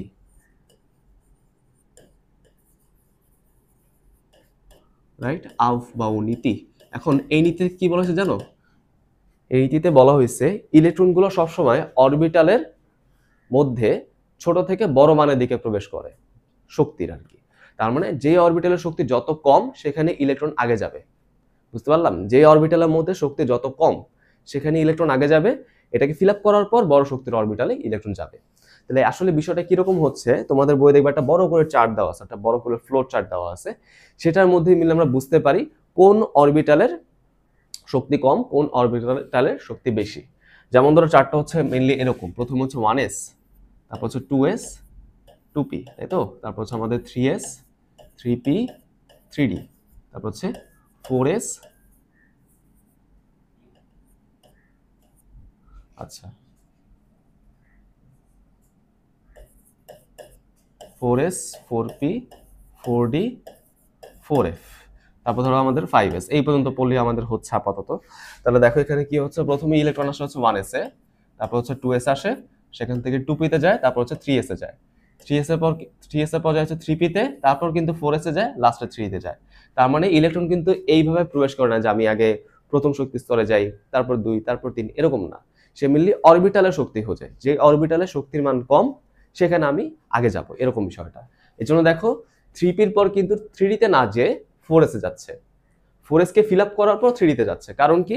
কারণ 4s এর এনার্জি কম এবং 3d এর এনার্জি বেশি। আমি আগে কমে যাব, তারপর বেশিতে যাব। ওকে, তারপর 3d এর পর কোথায় গেল? 4p, 4p এর পর হচ্ছে 5s, তাই না? 5s এর পর 4d, এইভাবে হচ্ছে সে পরবর্তীতে আবার এখানে ধরো 5p তে যাবে, তাই তো? 5p পর ধরো এখানে আমাদের 6s আছে, এরকম করে 6s পর্যন্ত যাবে, এরকম ভাবে আসলে যেতে থাকে। বুঝতে পারলাম? তাহলে এই হচ্ছে আমাদের ফ্লো চার্টটা, এটা আমাদের একটু মনে রাখতে হয়। এখন বাস্তবতা কি জানো? বাস্তবতা হচ্ছে তুমি কি বারবার এরকম করে ফ্লো চার্ট আঁকবা? ধরো একটা এমসিকিউতে আসলো, তুমি কি এই ফ্লো চার্টটা আবার আঁকবা? হ্যাঁ? যদি ধরো হচ্ছে তোমার রিটার্নে কয়েকটা প্রশ্ন আসলো, বারবার কি আঁকবা এটা? না। তাহলে তার জন্য আমাদের কি করতে হবে? আমাদের আরেকটু বেটার ফর্মুলা অ্যাপ্লাই করতে হবে, আরেকটু ইজিয়ার ফর্মুলা অ্যাপ্লাই করতে হবে, যেটা দিয়ে আমি নিজে হচ্ছে আর কি ইলেকট্রন বিন্যাসটা করার চেষ্টা করতাম। সেই বেটার ফর্মুলাটা কি? দেখো, এই যে সেই বেটার ফর্মুলা হচ্ছে এরকম, যে S S PS PS DPS DPS, হ্যাঁ, ডিপিএস ডিপিএস। তাহলে কি বললাম দেখো, S S PS PS DPS DPS. Okay, আচ্ছা, এখন তুমি যদি এখানে সিরিয়ালটা বসো, প্রথম এসটা হচ্ছে 1 এর জন্য, তারপর 2s 2p, 3s 3p, তারপর এই দেখো 3d, তারপর এখানে ধরো 4s, এই যে 4p, এই যে 4d, এরপর হয়তো আমাদের f আছে, fdps, এটা আমাদের দেখার দরকার নেই। তারপর ধরো এই যে 5s 5p, ওইদিকে আমাদের 5d 5f আছে, ওগুলো আমাদের দেখার দরকার নেই। আর এই ধরো হচ্ছে আমাদের 6s। আমাদের এই পর্যন্ত পড়লে আসলে হয়ে যায়, বুঝছো? এই পর্যন্ত পড়লেই হয়ে যায়, আর কিছু আমাদের দরকার হয় না। তাহলে এখানে দেখো সবার আগে আমি কোনটা পাচ্ছি? 1s। তাহলে 1s এর এনার্জি সবচেয়ে কম, এখানে ইলেকট্রন সবার আগে যাবে। তারপর 2s, তারপর 2p, তারপর 3s 3p, এরকম করে হচ্ছে আসলে ইলেকট্রনগুলো হচ্ছে প্রবেশ করে অরবিটালে। হ্যাঁ, বুঝতে পারলাম? এই হচ্ছে আমাদের বেসিক কথাটা। তাহলে আশা করি তোমরা জিনিসটা বুঝতে পারছো। এখন আমি তোমাদের কাছে ডিসিশনটা ছেড়ে দিলাম, তোমরা কোনটা ফলো করবা, তোমাদের কাছে কোনটা ইজিয়ার মনে হয়। তোমাদের কাছে কি এইটা ইজিয়ার মনে হয় নাকি এইটা ইজিয়ার মনে হয়? তোমাদের কাছে যেটা সহজ মনে হবে তোমরা সেটাই অ্যাপ্লাই করবা, কোনো সমস্যা নাই। আমি পার্সোনালি হচ্ছে এইটা অ্যাপ্লাই করতাম, কারণ এটা আমার কাছে ইজিয়ার মনে হতো, S S PS PS DPS DPS. হ্যাঁ, এটা আমার কাছে ইজিয়ার মনে হতো, তাই আমি এটাই অ্যাপ্লাই করতাম। তোমাদের কাছে যদি ওইটা ইজিয়ার মনে হয় ওইটা অ্যাপ্লাই করো, কোনো সমস্যা নাই। আচ্ছা, এখন আমি কতগুলা করে ইলেকট্রন প্রবেশ করাবো সেটা কিন্তু আমরা আগেই আলোচনা করে ফেলছি। দেখো, এস এর মধ্যে সর্বোচ্চ 2টা ইলেকট্রন প্রবেশ করতে পারে, তাহলে আমি 1s এর মধ্যে 2টা প্রবেশ করায় হচ্ছে 2s এ যাব, এখানে 2টা প্রবেশ করানোর পর 2p তে যাব, এখানে 6টা বসতে পারে। তাই তাই দেখছি না আমরা, p এর মধ্যে 3টা অরবিটাল, দুইটা দুইটা করে 6টা ইলেকট্রন যাইতে পারে। আচ্ছা, এস এর মধ্যে 2টা, পি এর মধ্যে 6টা, এস এর মধ্যে আবার 2টা, ডি এর মধ্যে কয়টা? 5টা অরবিটালে মোট 10টা। 6টা, 2টা, 10টা, 6টা, 2টা, এরকম করে আমরা ইলেকট্রন প্রবেশ করায় করায় করায় করায় যেতে থাকবো। বুঝতে পারছো কি? আচ্ছা, আশা করি তোমাদেরকে আমি এই জিনিসটা শর্টে বুঝাইতে পারলাম। আচ্ছা, চলো তাহলে আমরা এই জিনিসগুলো দেখি কিভাবে হচ্ছে এখন আমরা মৌলের পর্যায় এবং গ্রুপটা নির্ণয় করতে পারি। চলো আমরা আগাই। তো দেখো হ্যাঁ, পর্যায় নির্ণয় করা কিন্তু খুবই ইজি। আমি ইলেকট্রন বিন্যাস করার পর সবচেয়ে বাইরের অথবা সর্বোচ্চ যে প্রধান শক্তি স্তরটা পাবো বা সর্বোচ্চ যে শক্তি স্তরের মানটা পাবো সেটা হচ্ছে আমাদের পর্যায় সংখ্যা। খুবই ইজি। ইলেকট্রন লাস্ট কোথায় যায় সেটা কিন্তু আমাদের পর্যায়ের সাথে রিলেটেড না। আমি দেখবো ইলেকট্রন বিন্যাস করার পর হাইয়েস্ট আমি কোন মানটা পাচ্ছি।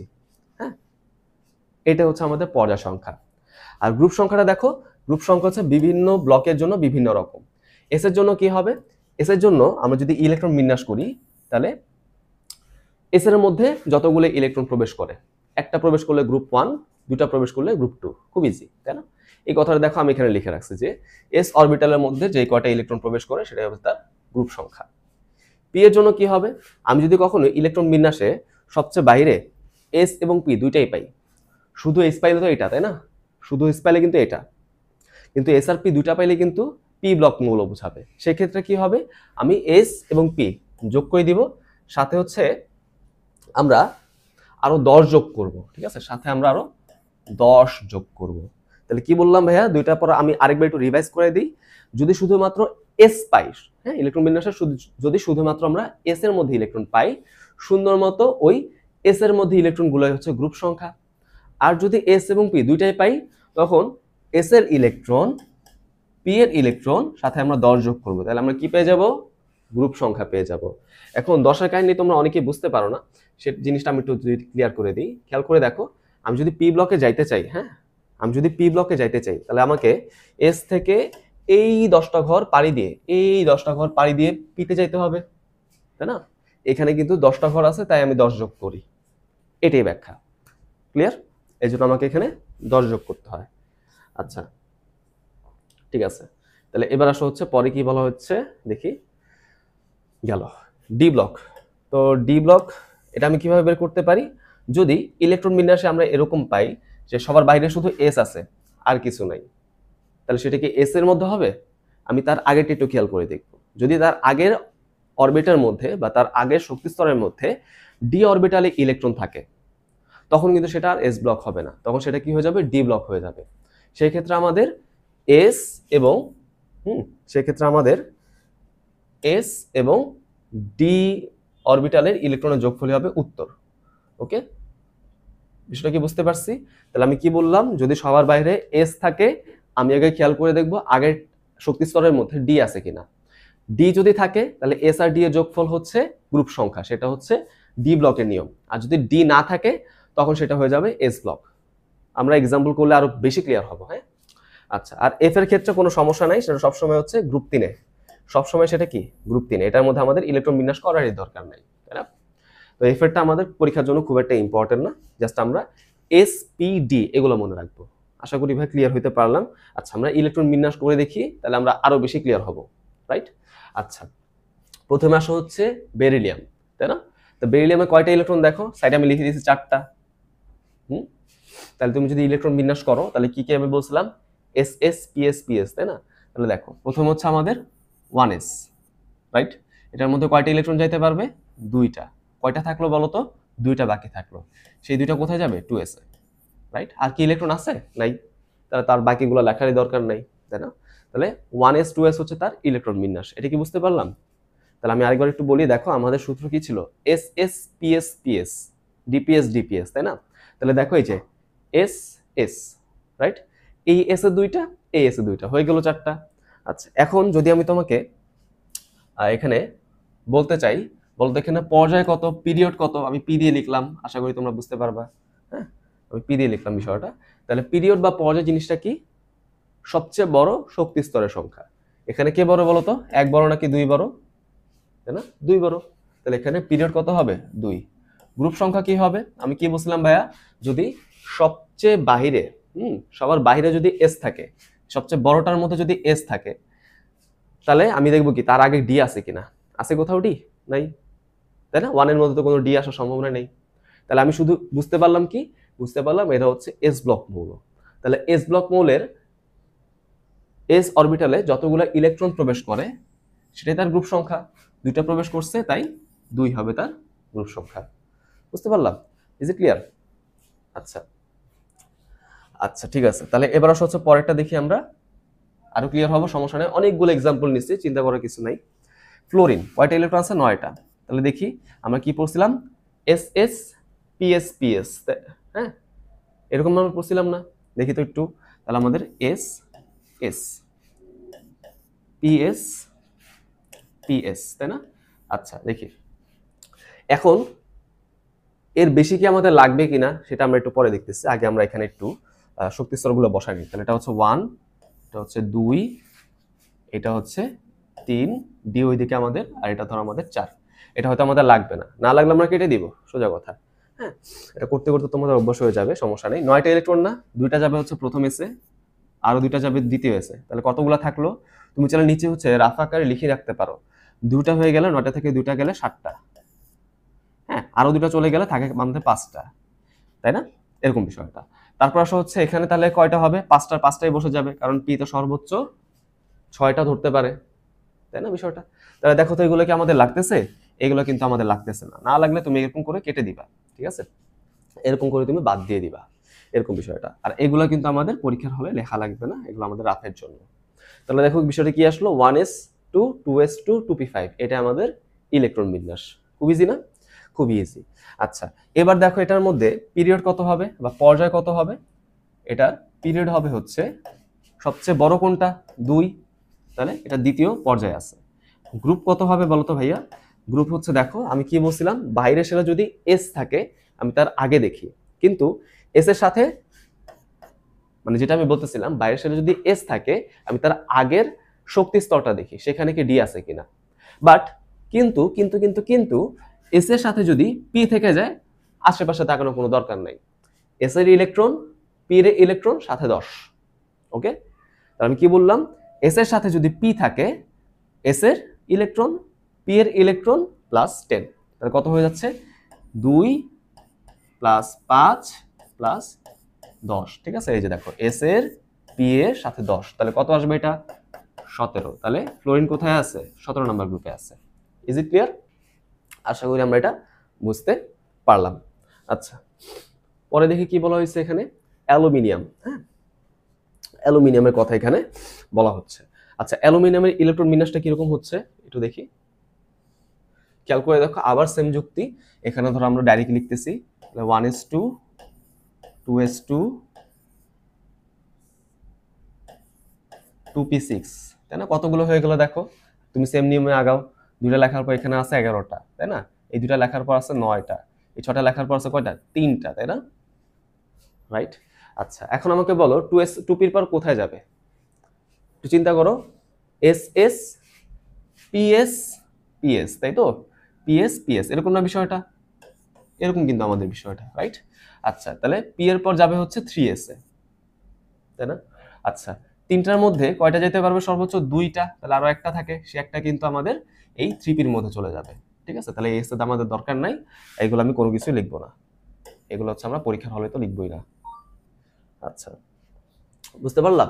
তাহলে এই হচ্ছে আমাদের অ্যালুমিনিয়ামের ইলেকট্রন বিন্যাস, 1s2 2s2 2p6 3s2 3p1।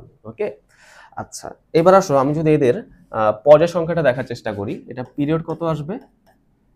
সবচেয়ে বাইরে যেটা, সবচেয়ে বড় যেটা, সেটা হচ্ছে 3 নাম্বারটা, তাই না? সেটা হচ্ছে আমাদের 3 হয়ে গেল। আচ্ছা, এখন আমাকে বলো তো গ্রুপ কি হবে? দেখো সবচেয়ে বাইরে এসও আছে আবার পিও আছে, তাহলে এস আর পি যোগ করে দাও। তাহলে তুমি এস আর পি যোগ করে দিবা, তাহলে 2 প্লাস 1, সাথে কত যোগ দিবা বলো? 10, তাহলে কত আসলো? এটা 13। বুঝতে পারলাম? 13। ওকে, ইজ ইট ক্লিয়ার? আচ্ছা, আর কোন আসো, একই নিয়ম, তুমি একটু খেয়াল করে দেখো, একই নিয়ম হবে না? এখানেও কিন্তু একই যুক্তিতে 1s2 2s2 2p6, হ্যাঁ, তারপর দেখো 3s2, রাইট? এই পর্যন্ত কতগুলো ইলেকট্রন হয়ে গেল বলো তো? 12টা ইলেকট্রন হয়ে গেছে না? আমার আর কয়টা বাকি আছে? তুমি 18 থেকে 12 বাদ দিয়ে দাও, কত হয়? 6 হয় না? 6 হয়। আমাকে আরো 6টা ইলেকট্রন অ্যাড করতে হবে। 3s এর পর কি আছে? 3p। 3p এর মধ্যে তাহলে বলো কতগুলো ইলেকট্রন আসবে? 6টা এখানে চলে আসবে, তাই না? রাইট, 6টা এখানে চলে আসবে। তাহলে আমাকে বলো এখন যে এখানে পিরিয়ড কত হবে? এখানে পিরিয়ড হচ্ছে সবচেয়ে বাইরের শক্তি স্তর 3 নাম্বারটা, সো 3। আর গ্রুপ কত হবে? একদম আগের নিয়ম, এস আছে পি আছে, সো 2 + 6, সাথে তুমি 10 যোগ করবা কারণ পি ব্লক। এটা উত্তর কত আসবে? 18। ওকে, উত্তর আসলো হচ্ছে 18। ওকে, বুঝতে পারলাম বিষয়টা? খুব ইজি, তাই না? আচ্ছা, এখন আমাদের অবশ্যই নিজে নিজে প্র্যাকটিস করতে হবে। ওকে, আচ্ছা, চলে আসো হচ্ছে পরের গুলায়। আচ্ছা, এখন দেখো তুমি ক্যালসিয়াম কিভাবে করতে পারো। ক্যালসিয়াম হচ্ছে 1s2 2s2 2p6, এগুলো তো আমরা অলরেডি দেখে ফেলছি, তাই না? 3s2 3p6 কত হয়ে গেল? 18। মানে এই আগেরটার মতো হয়ে গেছে না? দেখো এইটার মতো হয়ে গেছে। তাহলে আমি 18টা বসাই ফেললাম, আরো 2টা বসানো দরকার। এখন তোমরা আমাকে বলো তো ভাইয়া 3p এর পর কোথায় যাবে? 3d তে নাকি 4s এ? বলো তো একটু। কিভাবে মনে রাখছিলাম? ss ps ps, তাহলে এখানে কিন্তু 4s এ ইলেকট্রনটা যাবে, তাই তো? তাহলে 18টা হয়ে গেছিল, 2টা এখানে বসে যাবে, হয়ে গেল 20টা। Is it clear? আচ্ছা, তাহলে আমি যদি এখন এটার পিরিয়ড বের করতে চাই, পিরিয়ড কত আসবে? সবচেয়ে বাইরে যেটা আছে, সবচেয়ে বাইরে যেটা আছে 4, তাহলে পিরিয়ড হবে 4। গ্রুপ কত হবে দেখো তো একটু। 4 এর সাথে কিছু আছে? নাই। 4 এর সাথে কিন্তু কোনো পি নাই। আগে পি আছে বাট পরে নাই, মানে সাথে নাই। হ্যাঁ, আগে পি আমাদের দেখার বিষয় না, সাথে যে পি আছে কিনা সেটা আমাদের দেখার বিষয়। নাই, তার মানে এটা কিন্তু পি ব্লক হইতে পারে না। তো সম্ভাবনা কি আছে? হয় এস অথবা ডি। দেখো তো 4 এর আগে যে 3, সেই 3 এর মধ্যে কি ডি এর মধ্যে ইলেকট্রন আছে? 3d তো আমি দেখতেই পারতেছি না, তার মানে ডি এর মধ্যে ইলেকট্রন নাই, তাহলে এটা কিন্তু ডিও হইতে পারে না। তাহলে বাকি থাকলো কি? শুধুমাত্র এস। তার মানে এটা অবশ্যই আমাদের এস ব্লক মৌল। ক্যালসিয়াম কিন্তু গ্রুপ 2 এর মৌল, তাই না? আচ্ছা, বলেই ফেলছে গ্রুপ 2, আরে ঠিক আছে, যাই হোক, সমস্যা নাই, ওটা কোনো সমস্যা না। আমরা জাস্ট একটু বুঝতে পারলাম কিনা এটা হচ্ছে এস ব্লক মৌল। সো এস ব্লকের ক্ষেত্রে কি হয়? এস ব্লকের ক্ষেত্রে আমরা দেখতে পারি যে তার এস অরবিটালের মধ্যে যে কয়টা ইলেকট্রন আছে সেটাই হচ্ছে তার গ্রুপ সংখ্যা। দেখো তো কয়টা ইলেকট্রন আছে? 2টা ইলেকট্রন আছে, তাই না? 2টা ইলেকট্রন আছে, তাহলে তার গ্রুপ সংখ্যা কত? 2। ওকে, ক্লিয়ার? বুঝতে পারলাম কি? আশা করি ভাই আমরা বুঝতে পারছি। পরের এক্সাম্পল দেখলে আমরা আরো ভালো করে বুঝতে পারবো। যেমন এখানে কয়টা ইলেকট্রন আছে দেখো, এটা হচ্ছে আমাদের ভ্যানাডিয়াম, হ্যাঁ, 23টা ইলেকট্রন আছে, তাহলে 20টা কিন্তু হুবহু আগের মতোই। বুঝতে পারছি? এবার আমরা একটু প্র্যাকটিস করে ফেলি।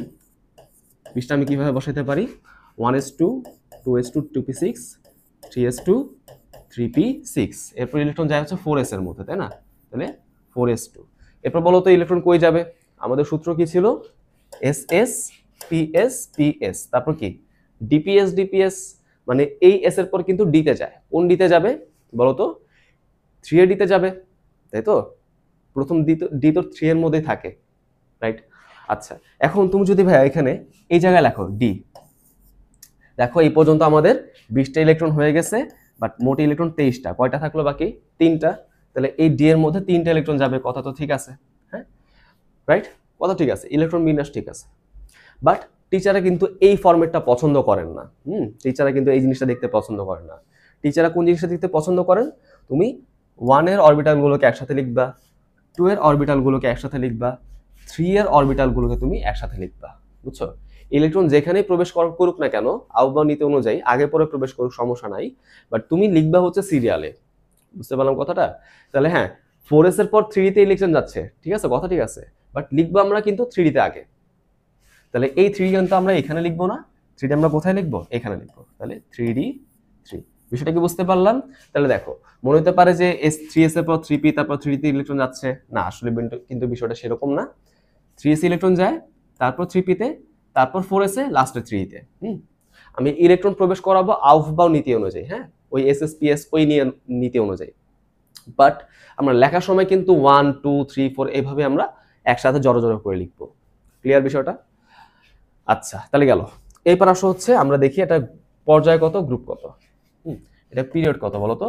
সবচেয়ে বাইরে কে আছে? সবচেয়ে বাইরে হচ্ছে আমাদের 4 নাম্বারটা। দেখো শেষ ইলেকট্রনটা কিন্তু 3 এ গেছে, তাহলে পর্যায় কি 3 হবে? না, পর্যায় দেখার সময় আমরা সব সময় বাইরেটা দেখব। লাস্ট ইলেকট্রন কই গেল সেটা কিন্তু পর্যায়ের সাথে রিলেটেড না, সেটা বাদ দাও, সেটা গ্রুপে দেখবো আমরা। আমরা পর্যায়ে দেখব কি সবচেয়ে বড় কোনটা, সবচেয়ে বাইরে কোনটা, 4 নাম্বারটা। তাহলে এটা পর্যায় কত হবে? 4। বুঝতে পারলাম? আচ্ছা, গ্রুপ দেখি তো। সবার বাইরে কি আছে? এস। সাথে কি পি আছে? নাই। তাহলে এটা হইতে পারে এস ব্লক অথবা ডি ব্লক। দেখো 4s এর আগে কি হয়? 3d হয় না? 3d এর মধ্যে ইলেকট্রন আছে। হ্যাঁ, তার মানে এটা কিন্তু এস ব্লক হবে না। এখন তুমি যদি এখানে 2 এর জায়গায় গ্রুপটা বসায় দাও, গ্রুপ নাম্বার 2, তাহলে কিন্তু উত্তর ভুল। তাহলে নিয়মটা কি? আমি দেখব বাইরে কি শুধু এস আছে কিনা, তার আগে কি ডি আছে কিনা। যদি থাকে আমরা ডি এর ইলেকট্রন এবং এস এর ইলেকট্রন যোগ করে দিব। তাহলে 2 আর 3 এ কত আসে? 5। তাহলে এটা কত গ্রুপে হবে? 5 নাম্বার গ্রুপে হবে। Is it clear? আশা করি আমরা ক্লিয়ার হইতে পারলাম। আচ্ছা, চলো আমরা আগাই। ক্রোমিয়াম দেখো এখানে একটু ঝামেলা আছে। ঝামেলা কি? দুটার মধ্যে ঝামেলা আছে এবং এগুলো কিন্তু পরীক্ষা দেয়। তোমাদের বইয়ে কিন্তু এগুলো আলোচনা আছে অবশ্যই। হ্যাঁ, দেখো কিরকম হয়। 24, তাই না? তাহলে 1s2 2s2 2p6, তারপর হচ্ছে 3s2 3p6, তারপর 3 তে যাওয়ার কথা ছিল বাট যাচ্ছে না, যাচ্ছে কোথায়? 4s এ, তাই না? 4s2 বাকি 4টা ইলেকট্রন 3 তে আসার কথা। এরকম না বিষয়টা? কথা ঠিক আছে, এরকমই হওয়া উচিত। বাট এখানে কি হয়ে যায়? এখানে কিন্তু একটা ব্যতিক্রম হয়ে যায়। বুঝতে পারছি? এখানে কিন্তু একটা ব্যতিক্রম হয়ে যায়। কিরকম ব্যতিক্রম হয় একটু খেয়াল করে দেখি। খেয়াল করো, তুমি যদি এখানে চিন্তা করে দেখো ডি এর মধ্যে কি হয় দেখো। 5টা ঘর আছে না? 5টা অরবিটাল ডি এর মধ্যে আমরা দেখছি অলরেডি। এখানে ইলেকট্রন কয়টা আছে? 4টা। 1 2 3 এবং 4, এরকম ভাবে 4টা ইলেকট্রন থাকে। হ্যাঁ, আচ্ছা। আর এস এর মধ্যে দেখো একটাই ঘর, সেটার মধ্যে এরকম ভাবে 2টা ইলেকট্রন থাকে। তাই মনে রাখতে হবে ইলেকট্রন বিন্যাসে ইলেকট্রন হচ্ছে এমন অবস্থায় অরবিটালগুলোতে প্রবেশ করতে চায় যার ফলে তারা হচ্ছে স্টেবিলিটি গেইন করে। হ্যাঁ, যার ফলে তারা হচ্ছে স্থিতিশীলতা অর্জন করতে পারে। তাহলে এখন একটু আমাদের কমন সেন্সটা একটু খাটানোর চেষ্টা করি তো, যে এইটা হচ্ছে পূর্ণ অবস্থায় আছে। হ্যাঁ, স্থিতিশীল, ওকে, সমস্যা নেই। বাট এটা কি পূর্ণ অবস্থা আছে? না, নাই। তাহলে এখন বিষয় হচ্ছে পূর্ণ অবস্থার জন্য তো এখানে আরো 6টা ইলেকট্রন নেওয়া লাগবে, কষ্টকর। তাহলে সে কি করবে? স্টেবিলিটির জন্য বা স্থিতিশীলতার জন্য অর্ধপূর্ণ হওয়ার চেষ্টা করে। বিষয়টা খেয়াল করো, পূর্ণ হওয়ার জন্য 6টা ইলেকট্রন দরকার, কষ্টকর। কিন্তু অর্ধপূর্ণ হওয়ার জন্য মাত্র একটা ইলেকট্রন দরকার, রাইট? এটা কিন্তু ইজিয়ার। সো ও কি করবে? ও হচ্ছে অর্ধপূর্ণ হওয়ার চেষ্টা করে, যার ফলে বেশি সে স্থিতিশীল হবে। এটা তার ধর্ম, সেই স্থিতিশীল হইতে চায়, হ্যাঁ, স্টেবল হইতে চায়। এখন সে কি করবে? এই এস এর এই ইলেকট্রনটাকে নিচের মধ্যে নিয়ে আসবে। বুঝতে পারলাম? এস এর এই ইলেকট্রনটাকে, এই যে এই ইলেকট্রনটাকে নিজের মধ্যে নিয়ে আসবে। তাহলে জিনিসটা কিরকম হচ্ছে আমি যদি খেয়াল করি, এখান থেকে এই যে এস এর মধ্যে থেকে একটা ইলেকট্রন বের হয়ে কোথায় চলে আসবে? ডি তে চলে আসবে। Is it clear? বুঝতে পারছি? তাহলে দেখো এসটা অর্ধপূর্ণ, বেশি স্টেবল, বেশি স্থিতিশীল। ডিটাও অর্ধপূর্ণ, দুইটাই অর্ধপূর্ণ মানে কি? স্টেবিলিটি আছে, স্থিতিশীলতা আছে। এই জন্য এখানে কিন্তু 3d4 4s2 হয় না। এখানে কি হয়ে যাবে? এখানে হয়ে যাবে হচ্ছে 3d5। হ্যাঁ, এখানে হয়ে যাবে কি বলতো? এখানে হয়ে যাবে হচ্ছে এস থেকে একটা ইলেকট্রন ডি তে চলে আসবে, তার মানে 3d5 4s1। হ্যাঁ, এটা হয়ে যাবে। বুঝতে পারছো বিষয়টা? এই ব্যতিক্রম কি তোমরা বুঝতে পারলা? তাহলে 3d4 4s2 হবে না, এস থেকে একটা ইলেকট্রন ডি তে চলে আসবে। ওকে, আচ্ছা, আশা করি ভাই এটা বুঝতে পারছো। খুবই ইম্পর্টেন্ট, পরীক্ষা আসার জন্য অনেক বেশি ইম্পর্টেন্ট এটা। হ্যাঁ, আচ্ছা, এবার আসো আমি যদি এটা পিরিয়ড দেখতে চাই, কত নম্বর পর্যায়ে আছে? সবচেয়ে বাইরে যেটা, সবচেয়ে বড় যেটা, 4 নাম্বার। গ্রুপ কত? আবার সেম নিয়ম। এস থাকলে আমরা আগে কি দেখি? তার আগে কি ডি আছে কিনা? আছে। তার মানে এস এবং পি এর এস এবং ডি এর তুমি ইলেকট্রন যোগ করে দাও। 6 নাম্বার গ্রুপ। ওকে, তাহলে পর্যায় 4 গ্রুপ 6। বুঝতে পারলাম বিষয়টা? আচ্ছা, একই নিয়মে তুমি এখানেও আসো। এখানে তুমি ইলেকট্রন বিন্যাস করো। কপার 29। হ্যাঁ, তাহলে 1s2 2s2 2p6 3s2 3p6, 3d না হয়ে কোথায় যায়? 4s এ যায়। 4s এ 2 কয়টা হলো বলো তো ভাইয়া? আমাদের হয়ে গেছে হচ্ছে 20টা। আরো 9টা দরকার, সেই 9টা যাবে কোথায়? 3d তে। তা আবার দেখো সেম জিনিস, সেম সমস্যা এখানে হইলো যে 3d এর মধ্যে 9টা ইলেকট্রন কিভাবে যাচ্ছে? এই দেখো 5টা ঘর আমাদের, 1 2 3 4 5 6 7 8 9, এই যে 9টা ইলেকট্রন গেল। আর 4s এর মধ্যে 2টা। তাহলে আবার সেম জিনিস, এখানে তো ভাইয়া 9টা ইলেকট্রন আছে, বাট স্টেবল কাঠামোর জন্য, স্থিতিশীল কাঠামোর জন্য কতগুলো ইলেকট্রন লাগে? পূর্ণ অথবা অর্ধপূর্ণ। খেয়াল করে দেখো, তুমি যদি এই নিয়মে এখানে আগাইতে চাও, অর্ধপূর্ণ করার জন্য কি এখানে 4টে ইলেকট্রন আমাদেরকে বের করে দিতে হবে। কষ্টকর কাজ, 4টে ইলেকট্রন বের করা কিন্তু অনেক টাফ গেল। কিন্তু আমি যদি এখানে পূর্ণ কাঠামো তৈরি করতে চাই, 1টে ইলেকট্রন নিলে কাজ হয়ে যায় না? 1টে ইলেকট্রন নিলে কাজ হয়ে যায়। তার মানে কপার কি চাইবে? তার ডি এর মধ্যে পূর্ণ কাঠামো তৈরি হোক। এটা করা এটা ইজিয়ার, এবং এটা করলে আমি স্টেবিলিটি গেইন করতে পারবো। তাহলে খেয়াল করে দেখো, আগের ক্রোমিয়ামের জন্য কিন্তু একটা ইলেকট্রন গ্রহণ করাটা ইজিয়ার ছিল, কারণ অর্ধপূর্ণ কাঠামো হচ্ছে ইজিয়ার, তাই না? আর এই যে আমাদের কপারের জন্য, ওর জন্য কিন্তু বাইরে 1টা ইলেকট্রন গ্রহণ করাটা ইজিয়ার। কেন? কারণ হচ্ছে পূর্ণ কাঠামো তৈরি করাটা ইজিয়ার এখানে। হ্যাঁ, তাহলে এখানে অর্ধপূর্ণ কাঠামোর জন্য স্টেবল হয়, এখানে পূর্ণ কাঠামোর জন্য স্টেবল হয়। বুঝতে পারলাম বিষয়টা? এটা তোমাকে একটু জাস্ট মনে রাখতে হবে। ওখানে হবে D5 বেশি স্টেবল, বেশি স্থিতিশীল, এখানে হবে D10 বেশি স্টেবল। বলো এখন এই 10 নম্বর ইলেকট্রনটা কোত্থেকে আসবে? নিশ্চয়ই S থেকে আসবে। তাহলে S হয়ে যাবে অর্ধপূর্ণ, তাই তো? অর্ধপূর্ণ তো অবশ্যই স্থিতিশীল হয়, আমরা দেখছি অলরেডি, তাই না? তাহলে এখানে কি হয়ে যাবে বিষয়টা? এখানে হয়ে যাবে এরকম। এই দেখো বিষয়টা, ওকে? বুঝতে পারলাম কি? আচ্ছা, তাহলে এখান থেকে আমি একটা ইলেকট্রন কোথায় নিয়ে গেলাম? এখানে নিয়ে গেলাম। তাহলে বসাই দিই, এখান থেকে একটা ইলেকট্রন এইখানে চলে গেল। ওকে, বিষয়টাকে বুঝতে পারছি। তাহলে ইলেকট্রন বিন্যাস কি হবে? 3d10 4s1। হ্যাঁ, 3d10 4s1। Okay, is it clear? আচ্ছা, ঠিক আছে। এরপর আসো, তাহলে কিরকম হয়? এটা পর্যায় কত আসবে? একই নিয়মে দেখো, সবচেয়ে বাইরে কে আছে? 4s, তাহলে 4। গ্রুপ কত আসবে দেখো? s, সাথে কেউ নাই, কিন্তু তার আগে আছে d। তাহলে s আর d এর ইলেকট্রনগুলো যোগ করে দাও। তাহলে সে কত নাম্বার গ্রুপে আছে? 11। ওকে, বুঝতে পারলাম? এই হচ্ছে আমাদের বিষয়টা। ওকে, আচ্ছা, এই হচ্ছে আমাদের বিষয়টা। আশা করি তোমরা বুঝতে পারলাম। আচ্ছা, এবার এখানে যে ইলেকট্রন বিন্যাসগুলো আছে, হ্যাঁ, সেগুলো তোমাদের জন্য আমি তোমাকে বলবো যে এগুলো তুমি হোমওয়ার্ক করো। হ্যাঁ, সব তো আসলে করে দিলে হবে না। আচ্ছা আচ্ছা, ঠিক আছে, আমি একটু করেই দিই। হ্যাঁ, করেই দিই, তারপর আমি হোমওয়ার্ক দিব না, সমস্যা নাই, করেই দিই। একটু কঠিন কঠিন মনে হচ্ছে তোমাদের কাছে, তাই না? দেখো, 34টা ইলেকট্রন, তাহলে আমাদের কিরকম হবে? 1s2 2s2 2p6 3s2 3p6 4s2 3d10। কতগুলো হলো বলো তো ভাইয়া? এখানে কিন্তু আমাদের 30টা ইলেকট্রন হয়ে গেছে। গুণে দেখো, 30টা ইলেকট্রন হয়ে গেছে। তাহলে বাকি কয়টা থাকলো বলো তো? 4টা থাকলো। সে 4টা কোথায় যাবে বলো তো? সূত্র কি ছিল? SS PS PS DPS DPS। তোমার D থেকে পরবর্তীতে কোথায় যাবে? P তে যাবে। এই দেখো, 4p তে যাবে। কতগুলো ইলেকট্রন যাবে বলো তো ভাইয়া? 4টা ইলেকট্রন যাবে, তাই না? তাহলে তুমি 4টা এখানে বসায় দাও। এই যে আমাদের ইলেকট্রন বিন্যাস এখানে হয়ে গেল। আচ্ছা, এবার তুমি যদি এখানে আসো, পিরিয়ড কত, পর্যায় কত বলো তো? সবচেয়ে বড় কোনটা? 4, সো 4। গ্রুপ কত দেখো? এস এর সাথে কিন্তু এখন পি আছে, তাই না? তাহলে এস পি সাথে 10 যোগ করে দিবা। 2 4 10, কত হবে এটা? 16। খুবই ইম্পর্টেন্ট, গেল। ওকে, 16 নাম্বার গ্রুপ।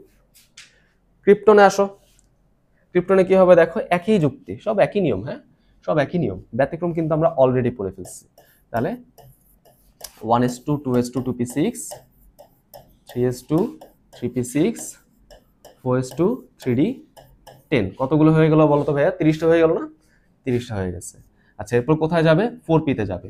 6টা বাকি থাকে, 4p এর মধ্যেই 6টা চলে যাবে। তাহলে খেয়াল করে দেখো, এখানে কি হচ্ছে? পর্যায় আসলো 4, এবং পর্যায় 4 কিভাবে আসলো? সবচেয়ে বড় যেটা গ্রুপ কত আসবে? একই নিয়ম। হ্যাঁ, দেখো এস এর সাথে পি আছে, সো তুমি এস এর ইলেকট্রন পি এর ইলেকট্রন সাথে তুমি 10 যোগ করে দিবা। তাহলে 2 6 10, কত আসবে? 18। হ্যাঁ, খুব ইম্পর্টেন্ট। এই হচ্ছে আমাদের উত্তর। ক্লিয়ার? তাহলে কিন্তু ভাই আমরা অনেকগুলো এক্সাম্পল করছি, তোমাদের কোনো কনফিউশন যাতে না থাকে এজন্য আমি এতগুলো এক্সাম্পল তোমাদের করে দিলাম। আচ্ছা, আমি তোমাদের কিছু হোমওয়ার্ক দিয়ে দিচ্ছি, এগুলো তোমরা অবশ্যই আমাকে করে দিবা। হ্যাঁ, আমাদের গ্রুপে, আমাদের ফেসবুক গ্রুপে তোমরা হচ্ছে এটা আপলোড করবা। প্রথম হচ্ছে কি আমাদের বোরন। ওকে, বোরন করবা। আচ্ছা, তারপর হচ্ছে ম্যাগনেসিয়াম। ওকে, তারপর হচ্ছে ক্লোরিন, ওকে, তারপর ধর হচ্ছে আমাদের পটাশিয়াম, রাইট। এদের পর্যায়ে ইলেকট্রন বিন্যাস করে পর্যায়ে গ্রুপ বের করবো আর কি। আচ্ছা, এরপর হচ্ছে আমাদের টাইটানিয়াম, তারপর হচ্ছে আমাদের আয়রন, ওকে, তারপর হচ্ছে আমাদের জিঙ্ক, তারপর হচ্ছে আর্সেনিক, ওকে, আর্সেনিক, তারপর হচ্ছে রুবিডিয়াম। এগুলো তোমাদের জন্য হোমওয়ার্ক। আচ্ছা, এই হচ্ছে আমাদের বিষয়টা গেল। চলে আসো ভাইয়া পর্যায় সারণী কিছু ব্যতিক্রম, আমরা প্রায় শেষের দিকে চলে আসছি। দেখো প্রথমে কি আছে ব্যতিক্রমের মধ্যে হাইড্রোজেনের অবস্থান। হাইড্রোজেনের অবস্থানটা কিভাবে ব্যতিক্রম, তুমি যদি পর্যায় সারণীটা একটু খেয়াল করে দেখো, প্রথম গ্রুপের ক্ষেত্রে দেখো, প্রথম গ্রুপে স্পেশাল নাম কি ছিল ভাইয়া বলছিলাম, ক্ষার ধাতু। তাহলে এখানে যারা যারা আছে সবাই কিন্তু ক্ষার ধাতু, বাট হাইড্রোজেনটা কিন্তু ক্ষার ধাতু না। হাইড্রোজেন কি, এটা হচ্ছে একটা অধাতু, আলোচনা করে ফেলছিলাম। তাহলে গ্রুপ ওয়ানের সবাই হচ্ছে ক্ষার ধাতু, বাট হাইড্রোজেনটা কিন্তু অধাতু। তাহলে হাইড্রোজেন কেন এখানে আছে, অধাতু হওয়া সত্ত্বেও কেন এখানে আছে, কারণ ইলেকট্রন বিন্যাস। তুমি দেখো ওর ইলেকট্রন বিন্যাসও বাইরে এসে একটা ইলেকট্রন আছে, আর এই ক্ষার ধাতু সবার মধ্যে কিন্তু বাইরে এসে একটা করে ইলেকট্রন আছে, তাই না? তার মানে এখানে মেনলি যেই কক্ষপথে হোক না কেন এস এর মধ্যে একটা করে ইলেকট্রন আছে, NS1 এভাবে আমরা বলে থাকি। তাহলে এই ইলেকট্রন বিন্যাসের জন্যই হাইড্রোজেনটাকে আমরা অধাতু হওয়া সত্ত্বেও গ্রুপ ওয়ানে রাখছি। এই হচ্ছে মেনলি ব্যতিক্রম। আচ্ছা, এবার হচ্ছে আমাদের হিলিয়াম। হ্যাঁ, দেখো হিলিয়ামের ইলেকট্রন বিন্যাস কি হবে, 1s2, তাই না? তাহলে যদি খেয়াল করে দেখো এখানে যে মৃৎক্ষার ধাতুগুলো আছে এদের ইলেকট্রন বিন্যাস কিন্তু NS2 হয়, S2 আর কি, রাইট। তাহলে আমাদের কিন্তু হিলিয়ামটা এখানে না হয়ে এখানে হওয়া উচিত ছিল না, এখানে হওয়া উচিত ছিল, রাইট। এখানে হইলে তো আমাদের লজিক্যাল হইতো বিষয়টা, বাট এটা হচ্ছে কোথায়, এটা হচ্ছে হলো এইখানে। কেন, কারণ এখানে যারা যারা আছে সবাই কি নিষ্ক্রিয় গ্যাস, তাই না?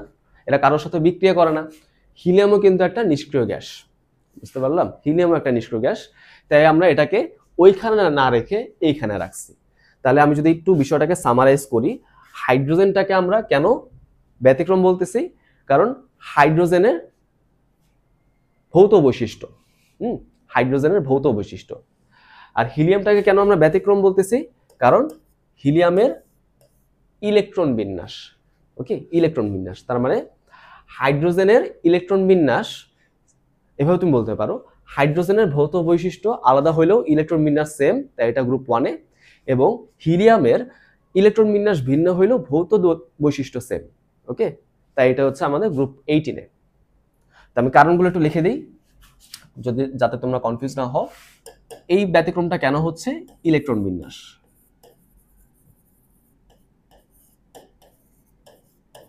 ইলেকট্রন বিন্যাস সেম হওয়ার কারণে গ্রুপ ওয়ানের বাকি মৌলের সাথে মিল সম্পন্ন হওয়ার কারণে সেটা গ্রুপ ওয়ানে আছে। হিলিয়ামে কেন ব্যতিক্রম, কারণ হচ্ছে ভৌত ও রাসায়নিক ধর্ম,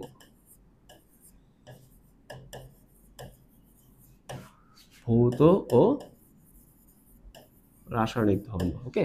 ওর ইলেকট্রন বিন্যাস ভিন্ন, বাট এই জিনিসটা সেম হওয়ার কারণে সেটা গ্রুপ 2-এ না হয়ে 18-এ হয়েছে। ক্লিয়ার? আচ্ছা, এরপর হচ্ছে আমাদের ল্যান্থানাইড ও অ্যাক্টিনাইড মৌলসমূহের অবস্থান, যেটা আমরা অলরেডি আলোচনা করে ফেলছি। দেখো যে এই যে আমাদের যে সিরিজটা আছে, এই যে আমাদের যে 15টা মৌল আছে, ল্যান্থানাম থেকে এখানে দেখো লুটেশিয়াম পর্যন্ত, এরা সবাই কিন্তু জাস্ট একটা ঘরের মধ্যে আছে। হ্যাঁ, এরা সবাই কিন্তু আমাদের একটা ঘরের মধ্যে আছে। তো এরকম দেখো বাকি সব ক্ষেত্রে দেখো এক একটা ঘরে এক একটা করে মৌল, বাট পর্যায় 6 গ্রুপ নাম্বার 3-এ একসাথে 15টা মৌল আছে, এদেরকে আমরা একসাথে ল্যান্থানাইড সারি বলি। একই রকম ভাবে দেখো পর্যায় 7 গ্রুপ নাম্বার 3-এ কিন্তু অ্যাক্টিনিয়াম থেকে লরেন্সিয়াম পর্যন্ত এরকম ভাবে আরো 15টা মৌল আছে। তার মানে একটা ঘরে একটার বদলে 15টা করে মৌল, এই হচ্ছে এটার ব্যতিক্রম, ওকে। তো এখানে কিন্তু আমরা দেখতে পারতেছি ল্যান্থানাইড এবং অ্যাক্টিনাইড মৌলসমূহের অবস্থান, এই অবস্থানটা আমাদের ব্যতিক্রম আসলো। কিরকম অবস্থানের ব্যতিক্রম, আমি যদি লিখে দিই যে ল্যান্থানাইডের যে মৌলগুলো আছে তারা হচ্ছে কোথায় আছে, পর্যায় 6 গ্রুপ 3, ওকে, পর্যায় 6 গ্রুপ 3। এবং অ্যাক্টিনাইড কোথায় আছে, পর্যায় 7 গ্রুপ 3। বুঝতে পারলাম বিষয়টা? Is it clear? আচ্ছা, তো আজকে লেকচার আমাদের এই পর্যন্তই ছিল। আশা করি ভাইয়া তোমরা জিনিসগুলো বুঝতে পারছো। আমি একদম ইজি শব্দে বিষয়গুলোকে ব্যাখ্যা করার চেষ্টা করছি। কারো যদি কোনো ডাউট থাকে অবশ্যই আমাকে বলবা। সবাই ভালো থাকো। আসসালামু আলাইকুম।